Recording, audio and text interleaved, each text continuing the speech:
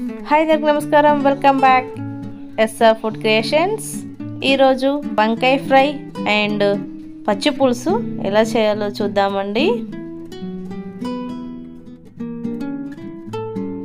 ముందుగా గిన్నె పెట్టేసుకొని ఆయిల్ పోసుకుందామండి. ఆయిల్ హీట్ అయ్యాక జీలకర్ర, కరివేపాకు, పచ్చిమిర్చి, అలాగే ఉల్లిగడ్డలు వేసుకుందామండి. ఉల్లిగడ్డలు కలుపుకొని కొంచెం ఫ్రై అయ్యాక ఇప్పుడు అల్లం, తగినంత పసుపు వేసుకొని కలుపుకుందామండి. ఇప్పుడు వంకాయ ముక్కలండి, వాటర్లో కొంచెం సాల్ట్ వేసుకొని కట్ చేసుకోండి. ఇలా చేయడం వల్ల వంకాయ అనేది బ్లాక్గా కాకుండా ఉంటుందండి. చూడండి వైట్గా, మంచిగా ఎంత వైట్గా ఉన్నాయో. ఇప్పుడు వీటిని కర్రీలో వేసేద్దామండి, గిన్నెలో వేసేద్దామండి. మంచిగా కలుపుకోండి, మధ్య మధ్యలో కలుపుకుంటూ ఫ్రై చేసుకోండి. ఇప్పుడు సాల్ట్ చల్లించుకొని మూత పెట్టేసుకుందామండి. తగినంత కారం వేసుకొని ఒకసారి కలుపుకున్నామండి. మళ్ళీ మూత పెట్టేసుకుందామండి.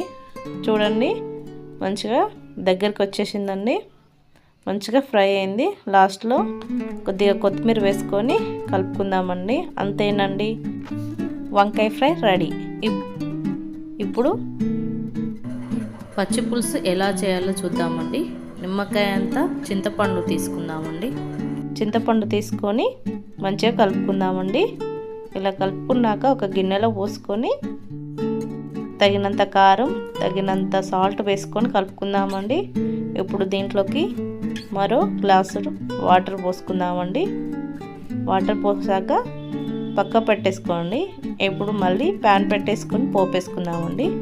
ముందుగా జీలకర్ర వేసుకొని ఆవాలు, కరివేపాకు, ఎండుమిర్చి 4, ఉల్లిగడ్డలు వేసుకుందాము.